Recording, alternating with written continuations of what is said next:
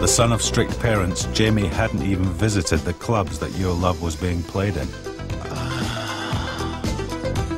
I can't let go. We grew up listening to like classical music, gospel music, some pop, some R&B. So I was pretty well-rounded. It's just that it was only certain days you could play that music in the house, pretty much.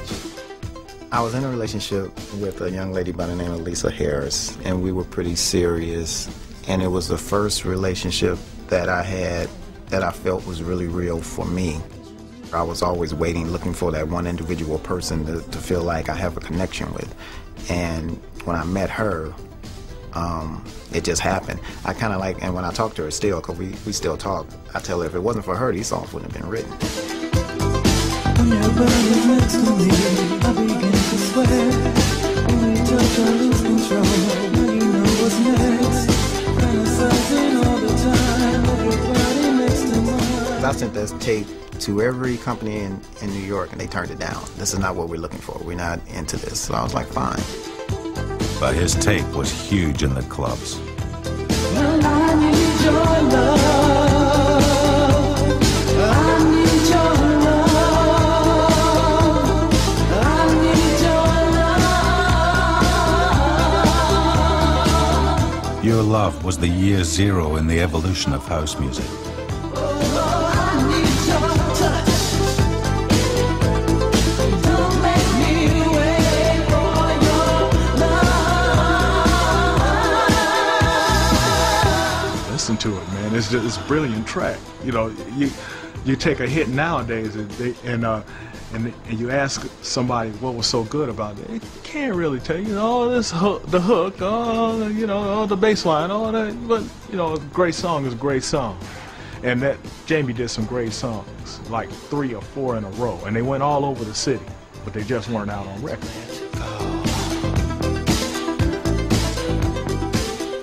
I mean, I feel like it was a divine hand in it because it was so many different variables. If I wasn't in this situation, I wouldn't have wrote the song.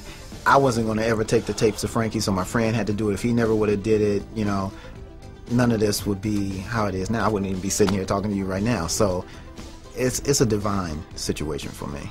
I mean, it's still to this day totally hypnotic. The version of Your Love that got released was not the best one. It was the okay. One that was, the one that was released. It wasn't the best one, you know. I mean, the original still isn't released. Which I still need to get a copy of that. Yeah, it's around. I got one. Okay. But it's just on tape because it never was on record. No longer about recycling old disco, house was something new, something fresh. It just wasn't on vinyl until On and On.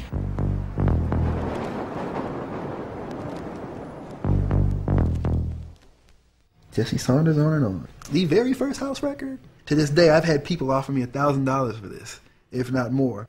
I had noticed that all of the girls thought that he was such a cute guy DJ.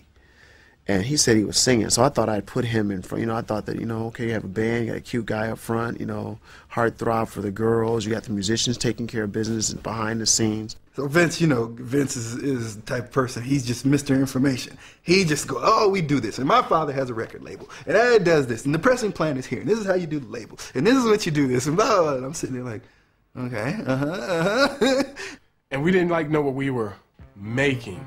We were just making music from what we listened to at the club.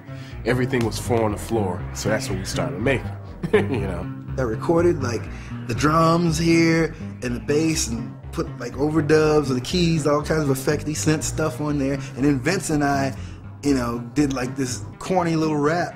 And Jesse liked this line from White Horse where it said, bitch, wanna be rich, got to be a bitch. So it goes on and on. And Jesse says, bitch. On and on.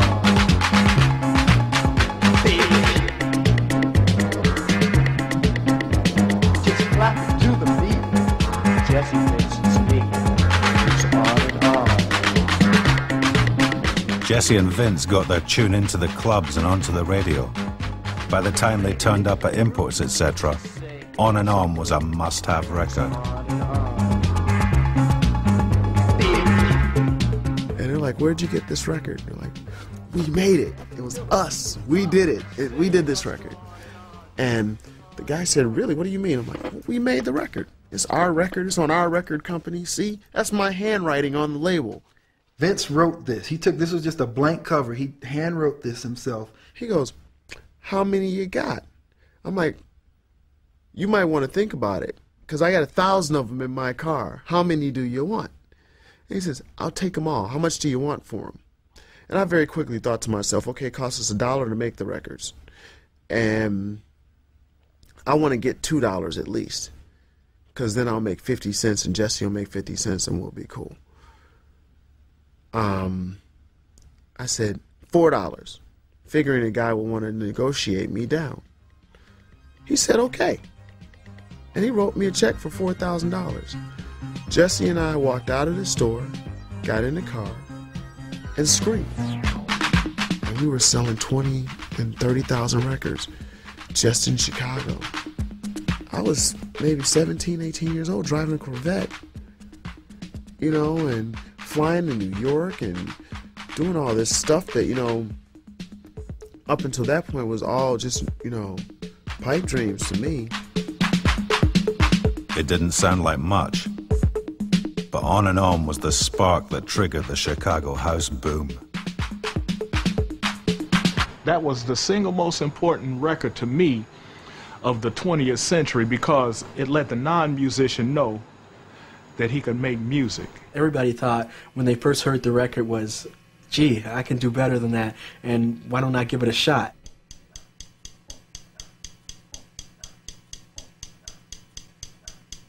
The first thing you have to do is you have to start off with a strong kick drum. And then you have to have a bass line. And from there, you build on it. You build on it with snare drums. You build on it with the hi-hat. You build on it with the rim shot, with the claps. And then we just needed something to say over it. So I ended up saying Time to Jack and just kind of pitch my voice down a little bit. And history was made. Time to Jack. Time to Jack. Time to Jack. I can remember the first time I heard it played in a club was a club on Rush Street called the Mars Bar, and Barley was playing there. And I took it to him, and he looked at it, he put it on, and he listened to it in the headphones. About 5 seconds later, he slammed the fader over, and you hear just this thump, boom, boom, boom, boom. And then all of a sudden you hear, Time to Jack. The crowd just went fucking wild. People just lost their minds.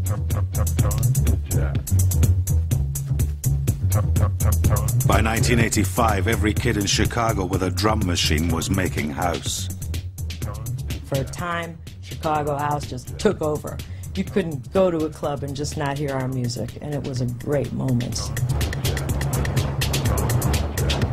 Now it was about to take flight outside Chicago.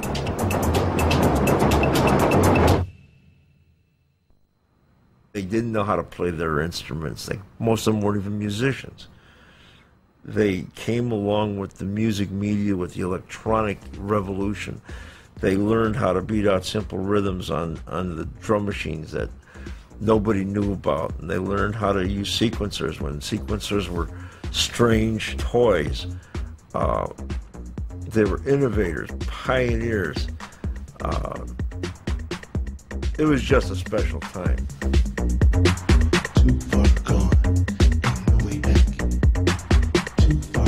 Larry Sherman owned Chicago's only record pressing plant. As the first wave of house tracks emerged, he launched the Trax label. If the guy brought in a tape today, I tried to have a record out within a week. That's kind of what set Trax apart, was the ability to get the materials into the marketplace. We didn't have to wait for somebody to say, well, I think this might be a good record, I might buy it. We came in and said, this is a great record and you need it. This is house. Do you like it? It's wonderful stuff.